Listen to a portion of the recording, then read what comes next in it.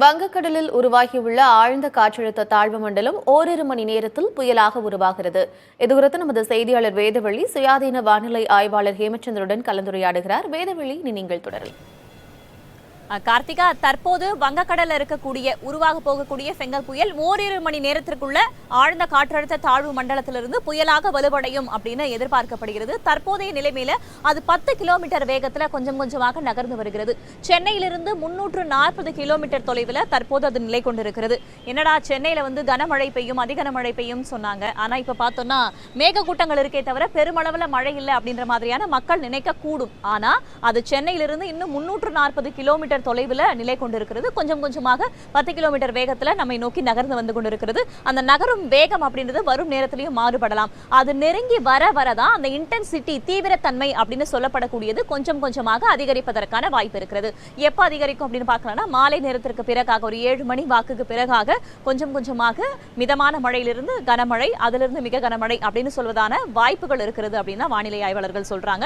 இன்னும் ஓரிரு மணி நேரத்தில் ஃபெங்கல் புயல் உருவாக இருக்கக்கூடிய நிலையில அது என்ன மாதிரியான மழை பொழிவை கொடுக்க போகிறது என்பது குறித்து பேசுவதற்காக நம்மிடையே சுயாதீன வானிலை ஆய்வாளர் ஹேமச்சந்திரன் இணைந்திருக்கிறார். அவர்கிட்ட கேட்கலாம். திரு ஹேமச்சந்திரன், தற்போது பார்க்கிறோம் பெருமளவுக்கு நம்ம மழை பார்க்கல, மிதமான மழை தான் அப்பப்போ பெய்யுது, இன்டர்மிட்டன்ட் ஸ்பெல்லா தான் இருக்கு, அதாவது விட்டு விட்டு மழையாக தான் பெய்து வருகிறது. வரும் நேரத்தில் இந்த மழை பொழிவு எப்படியாக மாறப்போகிறது, எந்த புயலோட நம்ம ஒப்பிடலாம்? அதாவது இன்று காலை முதல் தான் மழைப்பொழிவு படிப்படியாக துவங்கி இருக்கு. அதே போல புயலும் வடக்கு வடமேற்கு திசையில் தமிழக நிலப்பரப்பை நோக்கி நகர தொடங்கி இருக்கு. இருந்த போதிலும் சென்னையிலிருந்து கிட்டத்தட்ட 340 கிலோமீட்டர் தொலைவில் மையம் கொண்டிருக்கு. இது தொடர்ந்து மேற்கு வடமேற்கு திசையில் நகர்ந்து நாளைய தினம்தான் நமக்கு கரையை நெருங்கி வரும் என எதிர்பார்க்கப்படுது. இதன் விளைவாக இன்று இரவு முதல் மழையின் தாக்கம் படிப்படியாக அதிகரிக்கக்கூடும். நாளை நவம்பர் 30ஆம் தேதி தமிழகத்தின் வடகடலோர மாவட்டங்களான சென்னை, திருவள்ளூர், காஞ்சிபுரம், செங்கல்பட்டு, புதுச்சேரி, விழுப்புரம் உள்ளிட்ட வடகோடி மாவட்டங்கள்ல பரவலாக கன முதல் மிக கனமழையும் அதீத கனமழையும் பதிவாகும் என எதிர்பார்க்கப்படுது. சரி, மழை பொழிவு, காற்றும் பாத்தீங்கன்னா அதிகபட்சமாக 90 கிலோமீட்டர் வேகம் வரைக்கும் வீசுவதற்கான வாய்ப்பு இருக்கு அப்படின்னு சொல்றாங்க. ஒருவேளை இது காற்று புயலாக இருக்குமா அல்லது மழை தரக்கூடிய புயலாக இருக்குமா அப்படின்ற ஒரு கேள்வியும் மற்றொரு புறம் இருக்கிறது. அந்த வகையில என்ன மாதிரியான தாக்கத்தை இந்த ஃபெங்கல் புயல் ஏற்படுத்துவதற்கான வாய்ப்புகள் இருக்கு? அதாவது நம்ம தொடர்ந்து இந்த சலனம் உருவாகியது முதலே நம்ம பதிவு செய்துட்டு இருக்கோம். கடல் சார்ந்த அலைவுகள் இதற்கு மிகவும் சாதகமா இருக்கு. அப்படி இருக்கும்போது இது ஒரு மழை தரும் நிகழ்வாக அமையும்னு, அந்த வகையில இது ஒரு நல்ல மழைப்பொழிவை கொடுக்கக்கூடிய நிகழ்வாக அமையுது. அந்த தருணத்துல குறுகிய காலத்திலேயே தீவிர மழைப்பொழிவை கொடுப்பதற்கான வாய்ப்புகள் இருக்கு. நம்ம சில நாட்களுக்கு முன்பு தான் பார்த்தோம், ராமேஸ்வரம் பகுதிகளில் 44 சென்டிமீட்டர் மழை 3 மணி நேரத்தில் பதிவானது. அதே போன்ற ஒரு தீவிரமான மழைப்பொழிவை இது கரையை கடக்கும் போது கொடுப்பதற்கான வாய்ப்புகள் இருக்கு. அது மட்டும் இல்லாமல் இது நிலப்பகுதியை அடையும் போது வலுவடையுது, சற்று மேலும் வலுவடைந்து கரையை கடக்குது. அப்படி இருக்கும்போது காற்றின் வேகமும் இருக்கும். இதுவரைக்கும் கடந்த காலங்களில் நம்ம ஒன்று காற்று பாதிப்பை கொடுத்த புயலை பார்த்தோம், அல்லது மழை பாதிப்பை மட்டுமே கொடுத்தது. இப்போ மிக்ஜம் பார்த்தீங்கன்னா முழுமையாக மழை பாதிப்பு, கஜா பார்த்தீங்கன்னா முழுமையாக காற்று பாதிப்பு. ஆனால் இந்த புயல் மழைப்பொழிவையும் அதிகமாக கொடுக்க இருக்கு.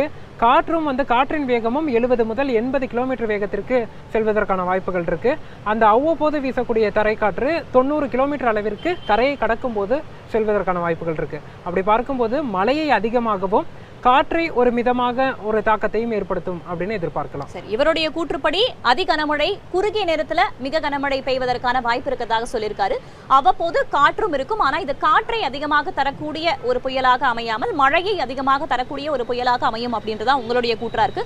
வானிலை ஆய்வு மையமும் ஒரு சில மாவட்டங்களுக்கு ரெட் அலர்ட் விடுத்திருக்காங்க, அதாவது தீவிர மழை பெய்வதற்கான வாய்ப்பு இருக்கு அப்படின்றதான தகவல்களை அவங்களும் சொல்லியிருக்காங்க. சோ தாக்கம் அப்படின்னு பார்க்கும்போது மழையுடைய தாக்கம் அதிகமாக இருக்கும், குறுகிய நேரத்துல நிறைய மழை பொழிவை கொடுக்கக்கூடியதாக இருக்கும் அப்படின்னு சொல்லியிருக்கீங்க. முன்னெச்சரிக்கைகள் என்னவெல்லாம் எடுக்கப்பட வேண்டும்? ஏற்கனவே மின்துறையிலிருந்தும் அரசு தரப்பிலிருந்தும் முன்னெச்சரிக்கைகள் ஏற்கனவே நிறைய செய்யப்பட்டிருக்கிறது. டெல்டா மாவட்டங்களையும் முன்னெச்சரிக்கை நடவடிக்கைகள் அவங்க செஞ்சிருந்தாங்க முந்தைய காலகட்டங்களை நம்ம பார்த்தோம், ஒரு நாட்களுக்கு முன்னதாக. இந்த மாதிரி அரசு தரப்பிலிருந்து பல்வேறு நடவடிக்கைகள் எடுக்கப்பட்டு வருகிறது. வானிலை ஆய்வு மையமும் அறிவுறுத்தல்களை கொடுத்து கொண்டு வரக்கூடிய சூழல்ல உங்க பார்வையில என்னென்னவெல்லாம் எடுக்க வேண்டும் முன்னெச்சரிக்கைகளாக அப்படின்றது உங்களுடைய கருத்தா?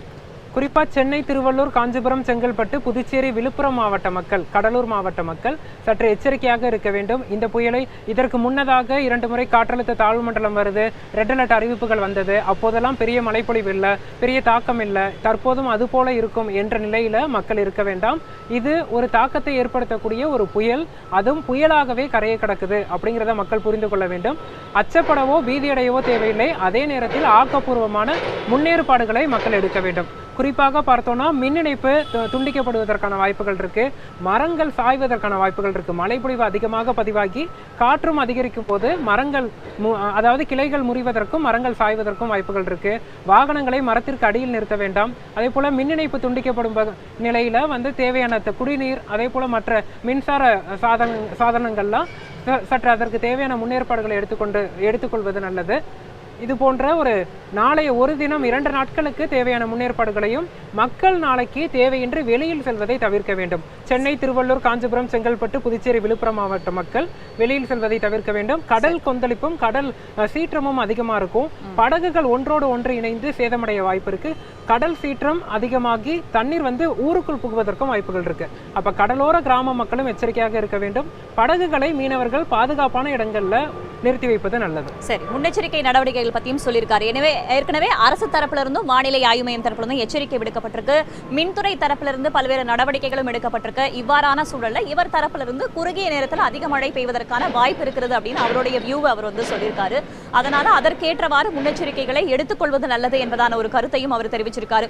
அது மட்டும் இல்லாம தேவையில்லாத நேரத்தில் தேவையில்லாத விஷயங்களுக்காக வெளியே செல்வதை கூடுமான வரைக்கும், ஏன்னா வானிலை ஆய்வு மையமும் சொல்லியிருக்காங்க நாளைக்கு சிவப்பு எச்சரிக்கை விடுக்கப்பட்டிருக்கு, ரெட் அலர்ட் அப்படின்னு. அதாவது ஒரு 24 மணி நேரத்திற்குள்ளாக ஒரு குறிப்பிட்ட பகுதியில் 20 சென்டிமீட்டருக்கு மேல மழை பதிவாக வாய்ப்பு இருக்கு என்பதன் அடிப்படையில் அது மாதிரியாக சொல்வார்கள். சோ இப்போ இதோடைய நகரும் வேகம் அப்படின்றது 10 கிலோமீட்டர் வேகத்துல நகர்ந்து வருது அப்படின்னு பார்த்தோம். 340 கிலோமீட்டர் சென்னையிலிருந்து ஒரு தொலைவிலையும் நிலை கொண்டிருக்கிறது. அந்த சென்ட்ரல் இருக்கக்கூடிய கிளவுட்ஸ் கண்டினியூஸா பூம் ஆயிட்டே இருக்கு அப்படின்றதையும் பார்த்தோம் இல்லையா? அந்த வேகம் அப்படின்றது அதிகரிப்பதற்கான வாய்ப்பு இருக்கிறதா அல்லது 10 கிலோமீட்டர் அப்படின்ற வேகத்திலேயே தான் நகர்ந்து கரையை நோக்கி வரும் அப்படின்னு பார்க்கலாமா?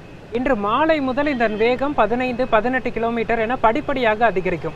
இதன் வேகம் அதிகரித்து நிலப்பகுதியை நோக்கி நகரும் போது மழைப்பொழிவின் தாக்கமும் படிப்படியாக அதிகரிக்கும். விட்டு விட்டு தான் இன்று இரவு மழைப்பொழிவு இருக்கும். நாளை காலை முதல் மழையின் தாக்கம் மேலும் அதிகரிக்கக்கூடும்.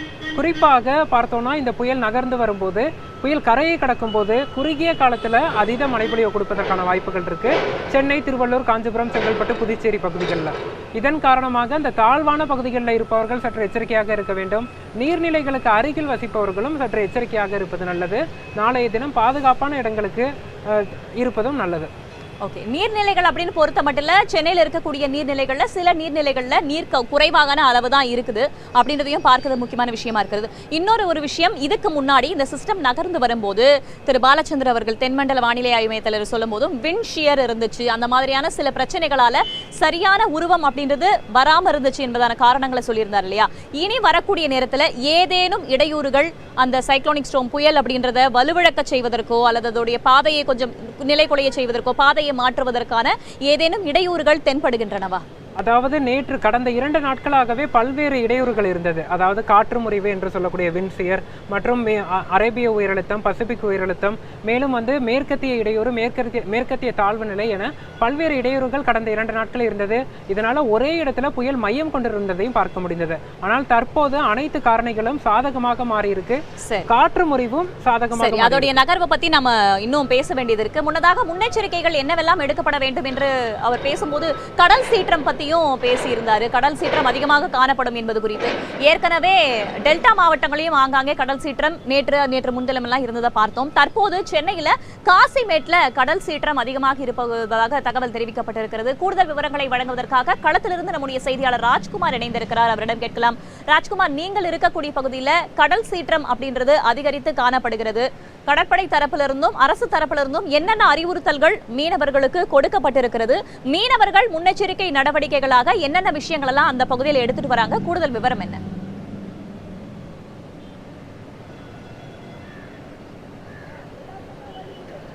வேதவழி, பெங்கல் புயல் நாளை கரையை கடக்கும் என்று வானிலை ஆய்வு மையம் தெரிவித்திருக்கக்கூடிய நிலையில் ஒவ்வொரு மாவட்டத்திலும் மாவட்ட நிர்வாகம் சார்பாக முன்னெச்சரிக்கை நடவடிக்கைகளை எடுத்து வருகிறார்கள். சென்னையை பொறுத்தவரை வடசென்னை காசிமேடு பகுதியில் நாம் இருக்கிறோம். வழக்கமாக இங்கு விசைப்படகுகள் எப்போதும் அதிகமாக இருக்கும். புயல் முன்னெச்சரிக்கை நடவடிக்கையாக ஏற்கனவே மாவட்ட நிர்வாகம் அதற்கான அறிவுறுத்தல் செய்திருக்கக்கூடிய அடிப்படையில் விசைப்படகுகள் அனைத்தும் முன்னெச்சரிக்கையாக பாதுகாப்பாக கரையோரம் நிறுத்தி வைத்திருக்கிறார்கள். ஏற்கனவே கடந்த சில நாட்களாக மீனவர்கள் கடலுக்கு செல்லவில்லை.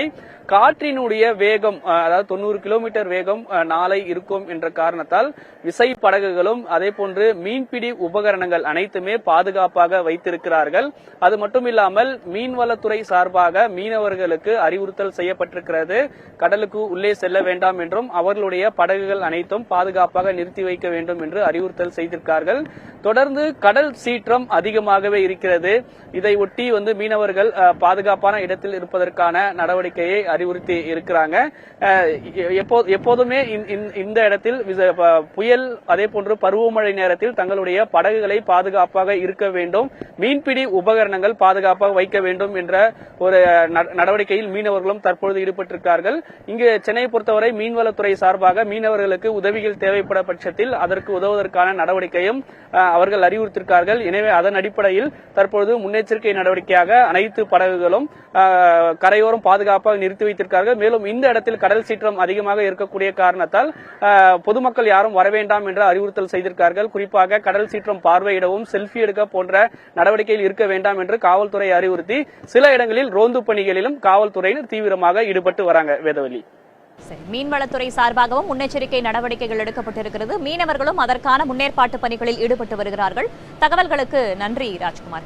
கார்த்திகா, ஒட்டுமொத்தமாக பார்க்கும்போது சென்னையிலிருந்து 340 கிலோமீட்டர் தொலைவில் நிலை கொண்டிருக்கிறது. 10 கிலோமீட்டர் வேகத்தில் நகர்ந்து வருகிறது. இன்னும் ஓரிரு மணி நேரத்திற்குள்ளாக வானிலை ஆய்வு மையம் அதிகாரப்பூர்வமாக அறிவிப்பார்கள் அப்படின்னு நம்பலாம் ஃபெங்கல் புயல் உருவானது என்பது குறித்து. இதற்கு என்னென்ன மாதிரி எல்லாம் முன்னெச்சரிக்கைகள் பண்ணணும், என்னென்ன தாக்கம் இருக்கும் அப்படின்றத இப்ப நம்ம விளக்கமா சொன்னோம். இது மக்கள் அச்சப்படுவதற்கு நிச்சயமாக கிடையாது. இது மக்கள் முன்னெச்சரிக்கை நடவடிக்கைகளை சரிவர மேற்கொள்ள வேண்டும். ஏற்கனவே அரசு தரப்பிலேயும் முன்னெச்சரிக்கை நடவடிக்கைகள் எடுக்கப்பட்டிருக்கு. அதே போல மீன்வளத்துறை போன்ற துறைகள் சார்பிலேயும் முன்னெச்சரிக்கை நடவடிக்கைகள் எடுக்கப்பட்டிருக்கு. வானிலை ஆய்வு மையமும் முன்னெச்சரிக்கையை சொல்லிட்டு இருக்க இந்த நேரத்தில் நம்மளும் ஊடகமாக நம்முடைய தரப்பில் முன்னெச்சரிக்கை இதையெல்லாம் எடுக்க வேண்டும் என்பது குறித்து ஒரு அச்சப்படுவதற்கான கிடையாது, ஒரு விழிப்புணர்வுக்காகவும் ஒரு முன்னெச்சரிக்கையாகவும் தான் இந்த விஷயங்களை நம்ம சொல்லிட்டு இருக்கோம். கார்த்திகா, அடுத்தடுத்த மணி நேரங்களில் ஃபெங்கல் புயலுடைய நகர்வு குறித்து நம்ம தொடர்ந்து பார்க்கலாம். இனி நீங்கள் தொடரலாம். நிச்சயமாக வேதவள்ளி, மக்கள் அச்சப்படவும் தேவையில்லை, அதே நேரத்தில் அஜாக்கிரதையாகவும் இருந்துவிடக் கூடாது அப்படிங்கிறது தான் நம்மளுடைய நோக்கமாக இருக்கிறது. விவரங்களை வழங்கியமைக்கு நன்றி வேதவள்ளி. மீண்டும் பேசலாம்.